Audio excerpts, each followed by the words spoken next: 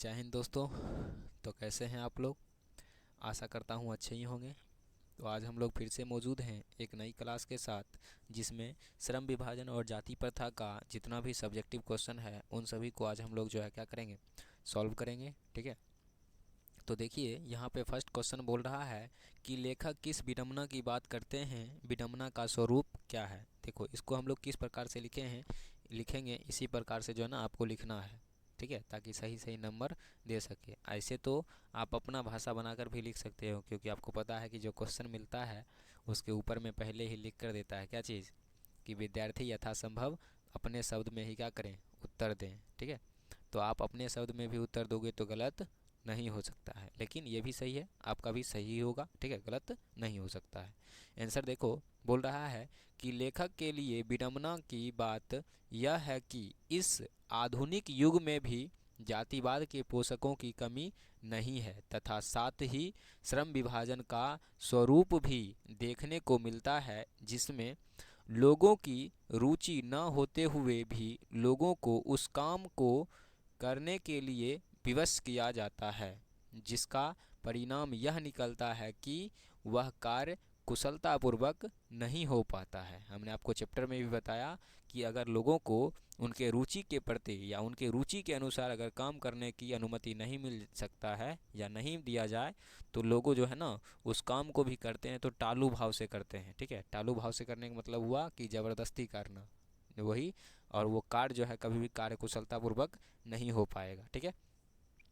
इसका अगला क्वेश्चन है कि जातिवाद के पोषक उसके पक्ष में क्या तर्क देता है। ठीक है, इसका आंसर देखो कैसे लिखेंगे कि जातिवाद के पोषक इस आधुनिक समाज में कार्य कुशलता के लिए श्रम विभाजन को आवश्यक मानते हैं और कहते हैं कि जाति प्रथा भी श्रम विभाजन का दूसरा रूप है, इसलिए इसमें कोई बुराई नहीं है। ठीक है, क्या बोलते हैं, इसलिए इसमें कोई बुराई नहीं है। ठीक है, तो ये चीज़ आपको याद रखना पड़ेगा कि जातिवाद के पोषक इस आधुनिक समाज में कार्यकुशलता के लिए श्रम विभाजन को क्या मानते हैं, आवश्यक मानते हैं। और ये कहते हैं कि जाति प्रथा भी श्रम विभाजन का ही क्या है, दूसरा रूप है, इसमें कोई बुराई नहीं है। आपका अगला क्वेश्चन है कि जातिवाद के पक्ष में दिए गए तर्कों पर लेखक की प्रमुख आपत्तियां क्या हैं। आपको बताए थे कि जातिवाद के पक्ष में दिए गए तर्कों पर लेखक की आपत्तियां क्या थी। तो बोल रहा है कि जातिवाद के पक्ष में दिए गए तर्क पर लेखक की पहली आपत्ति यह है कि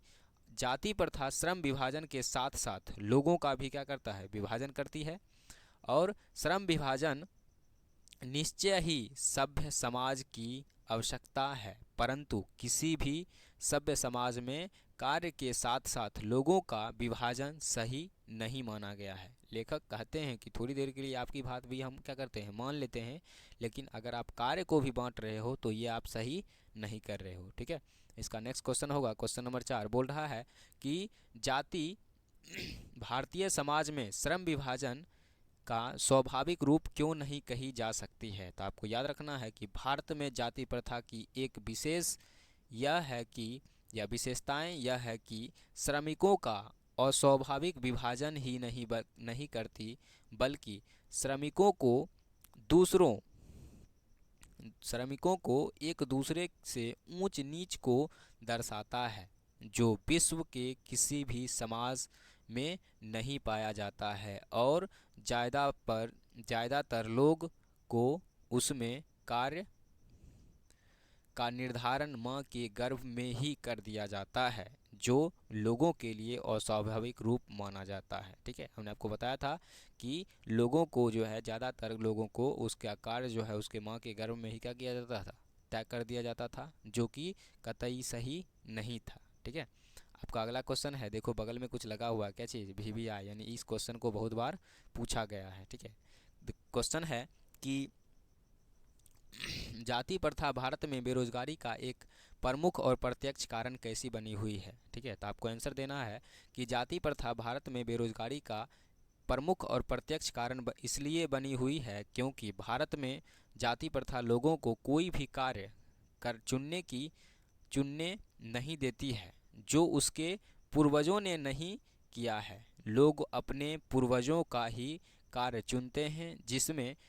जिसके कारण जाति प्रथा भारत में बेरोजगारी का प्रमुख और प्रत्यक्ष कारण बनी हुई है। ठीक है, तो इस प्रकार से हम लोग क्वेश्चन नंबर 5 का आंसर लिख देंगे। अगला क्वेश्चन है कि लेखक आज के उद्योगों में गरीबी और उत्पीड़न से भी बड़ी समस्या किसे मानते हैं और क्यों। तो आपको आंसर देना है कि लेखक आज के उद्योगों में गरीबी और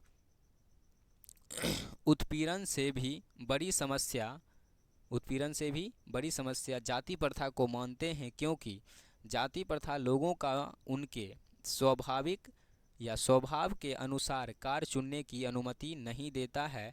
इसी कारण से बाबा साहेब डॉक्टर भीमराव अंबेडकर जी गरीबी और उत्पीड़न से भी बड़ी समस्या जाति प्रथा को मानते हैं। ठीक है, तो इस प्रकार से हमने इसका छठा क्वेश्चन सॉल्व किया। बढ़ते हैं नेक्स्ट क्वेश्चन की ओर, क्वेश्चन नंबर 7 की ओर। बोल रहा है कि लेखक ने पाठ में किन प्रमुख पहलुओं से जाति प्रथा को एक हानिकारक प्रथा के रूप में दिखाया है। तो आपको आंसर लिखना है कि इस पाठ में लेखक ने कई पहलुओं को जाति प्रथा को एक हानिकारक प्रथा के रूप में बताया है, जिसमें आर्थिक और रचनात्मक पहलू सबसे प्रमुख माना गया है, क्योंकि जाति प्रथा लोगों को अपनी रुचि के प्रति कार्य चुनने की अनुमति नहीं देता है, जिसके कारण लोग कोई भी कार्य कुशलतापूर्वक नहीं कर पाते हैं। यानी आपको पता है कि लोगों को उनके कार्य के प्रति चुनने की अगर अनुमति ना दिया जाए तो वो काम जो है क्या होगा, एक प्रकार से